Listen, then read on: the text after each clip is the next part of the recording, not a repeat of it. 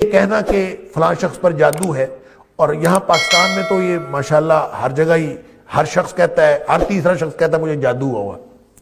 تو جادو ہوا ہے کہ نہیں ہوا، ہم خود اللہ کے فضل سے اللہ تعالیٰ معاف فرمائے، اللہ تعالیٰ معاف فرمائے، نعوذ باللہ من ذالک، ہم سب جادوگروں سے بڑے ہوئے ہیں۔ ہم سارے وہ کام کرتے ہیں جو شیاطین نے ہم سے کروانے ہم کر رہے ہوتے ہیں، پھر ہمارا خیال ہے ہمارے اوپر کوئی ایسا کام نہ ہو، ہمارے اوپر کوئی، ساتھ ہم نمازیں پڑھ رہے ہوتے ہیں، ساتھ شیطانوں والے کام کر رہے ہوتے ہیں، ساتھ ہم اللہ توبہ کر رہے ہوتے ہیں، ساتھ شیطانوں والے کام کر رہے ہوتے ہیں۔ تو پھر یہ جو آدھا تیتر آدھا بٹیر ہے نا، یہ بڑا نرم چارہ ثابت ہوتے ہیں شیاطین کے لیے اور جادوگروں کے لیے۔ اپنا تحفظ مضبوط کیجئے، کوئی لمبی چوڑی بات نہیں ہے۔ قد افلح من تزکا وذکر اسم ربہ فصلی، 3 باتیں ہیں، آپ اس کو انشور کر لیں، کوئی شیطان آپ کے اوپر، کوئی جادو آپ کے اوپر اثر نہیں کر سکتا۔ من تزکا وذکر اسم ربہ فصلی، ایک ہے پاکیزگی، عقیدہ پاک ہو، کپڑے پاک ہوں، ظاہری باطنی پاکیزگی حاصل ہو، آدمی گھر کے کپڑے پاک ہوں، گھر کے بچے بھی پاک ہوں، گھر کے سارے افراد پاک ہوں، گھر کے قالین پاک ہوں، گھر کے صوفے کی چادریں پاک ہوں، پردے بھی پاک ہوں، ہر چیز گھر میں پاک ہو۔ آپ اپنی ذاتی باطنی صفائی سے لے کر اپنے ارد گرد کے سارے ماحول کی صفائی اور طہارت تک اس کو انشور کریں، یہ ایک شرط ہے، نمبر 1۔ دوسری شرط یہ ہے کہ آپ نماز پڑھتے ہوں، گھر میں ایک بھی بے نماز ہوگا تو پورے گھر پہ اس کے نوست پڑے گی، گھر کے سارے لوگ نمازی ہوں۔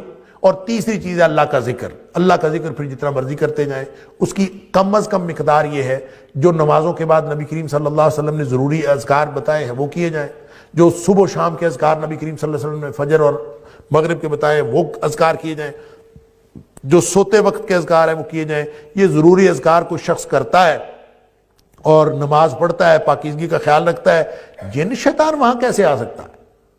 آپ اگر ہر نماز کے بعد سورہ فاتحہ، آیت الکرسی اور معوذتین پڑھ کے اپنے آپ کو دم کریں تو شیطان قریب بھی نہیں آ سکتا آپ کے، آپ پورا تحفظ اور پروٹیکشن میں، اللہ کی حفاظت میں۔ لہذا جادو کوئی بھی جتنا مرضی طاقتور ہو، اللہ کے قرآن سے زیادہ طاقتور چیز دنیا کائنات میں اور کوئی نہیں۔ جو اللہ کے قرآن سے علاج کرتا ہے، جو اللہ کے قرآن سے اپنا تحفظ کرتا ہے، جو اللہ کے قرآن کے ذریعے سے اپنی پروٹیکشن لیتا ہے، اس کو یہ کچھ نہیں بگاڑ سکتے ساری دنیا کے شیاطین مل کے بھی، چاہے وہ جادو کے ذریعے مسلط ہوئے ہوں، چاہے وہ اپنے شوق سے مسلط ہوئے ہوں، چاہے بدتر ہے کی بات یہ کہ وہ کوئی اشارہ ہو، جادو کا کوئی سائن ہو یا کسی اس طرح کی کوئی چیز، جی یہ ایک بالکل الگ بات ہے۔ اس کا تعلق اس سائن کی وجہ سے آپ کی پروٹیکشن کے ساتھ نہیں ہے۔ اچھا، سائن ایک ہو سکتا ہے کہ آپ کو کوئی وارننگ دی گئی ہو اور کسی طرح سے ایسا ہو، لیکن پروٹیکشن کی ادروائز بھی ضرورت ہے انسان کو، اس کو پروٹیکشن ویسے ہی لیتے رہنا چاہیے۔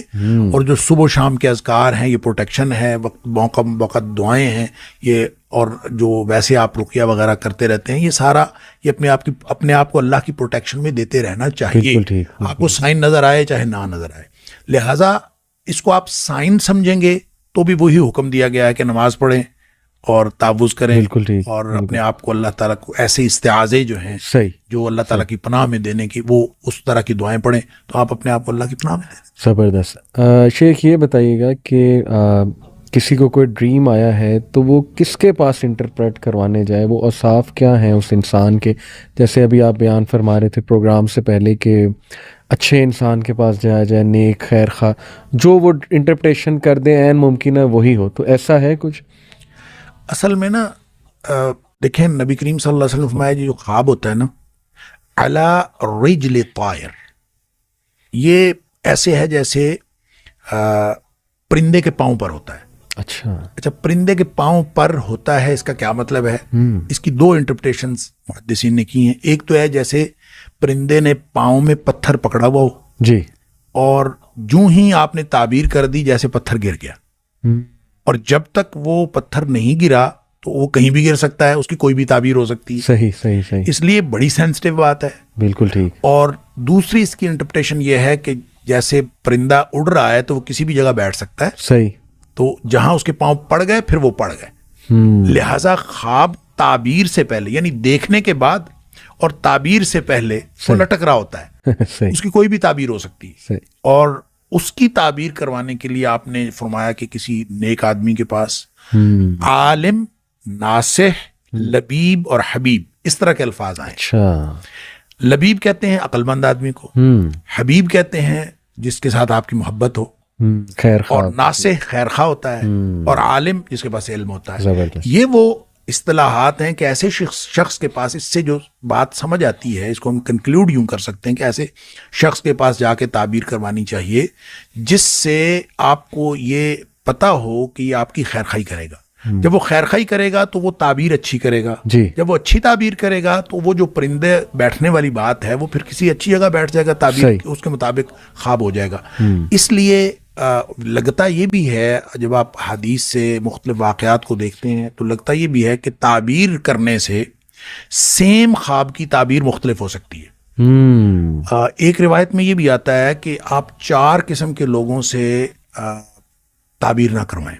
اچھا. جاہل سے نہ کروائیں، دشمن سے نہ کروائیں، کم عقل بیوقوف آدمی سے نہ کروائیں، صحیح. عورت سے بھی نہ کروائیں. اچھا.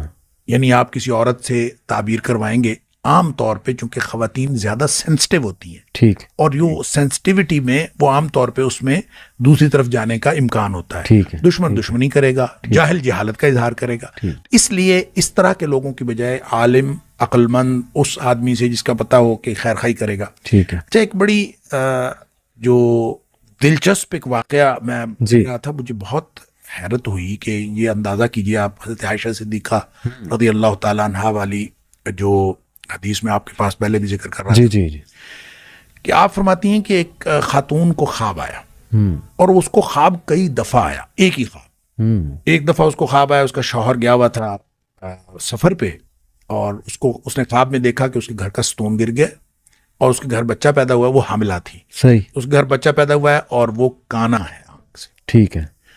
وہ آئی آ کے اس نے نبی کریم صلی اللہ علیہ وسلم سے خواب بیان کیا. آپ نے فرمایا کہ تیرا شوہر خیر و عافیت کے ساتھ واپس آ جائے گا، صحیح. اور تیرے گھر ایک نیک بچہ پیدا ہوگا. صحیح.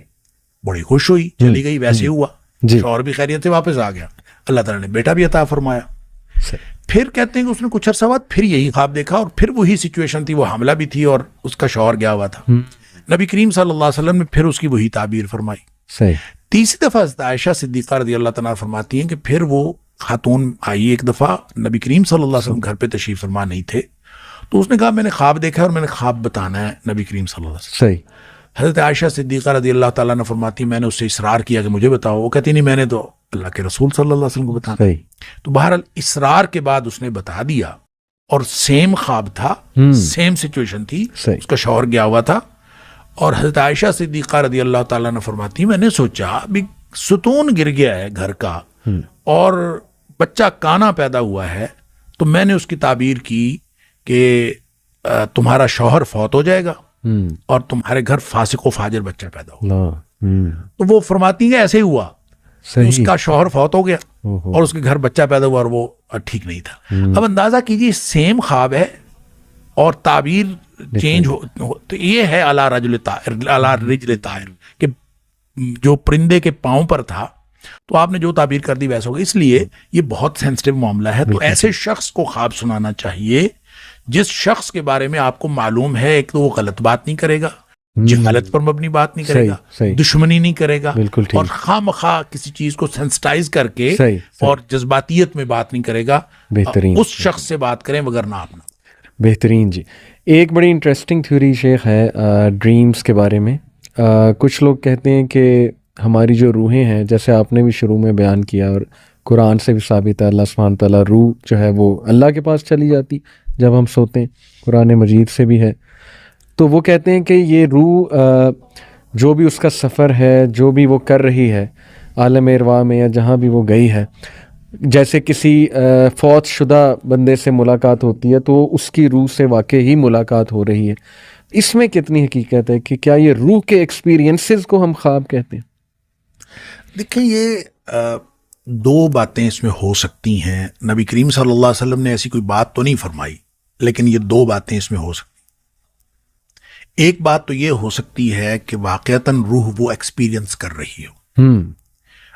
ایک یہ ہے کہ صرف روح محسوس کر رہی ہو، احساس ہو اس کا. یعنی آپ دیکھیں نا، خواب میں جی اگر آپ کو سانپ ڈس رہا ہے جی تو ایک تو اس کی انٹرپریشن یہ ہو سکتی ہے کہ آپ واقعتاً کہیں کسی ایسی جگہ ہو جہاں سانپ موجود ہو اور سانپ ڈس رہا ہو، جی، جبکہ آپ جسمانی طور پر تو یہاں پڑے ہوئے ہیں، تو آپ یہاں پڑے ہوئے آپ ہل بھی رہے ہیں اور بعض اوقات آپ ایک خاص قسم کی کیفیت میں بھی مبتلا ہو رہے ہیں جی، جسمانی طور پر بھی، صحیح، اور یہ محسوس کر رہے ہیں، تو وہ کیا صرف اور صرف خواب میں آپ نے دیکھا ہے یا ایکسپیرینس کیا؟ یہ دونوں باتیں ہو سکتی ہیں، لیکن لگتا یوں ہے کہ یہ خواب میں روح کا سفر ہے کہ صحیح، وہ باقاعدہ ایکسپیرینس کرتی ہے، وہ جاتی ہے.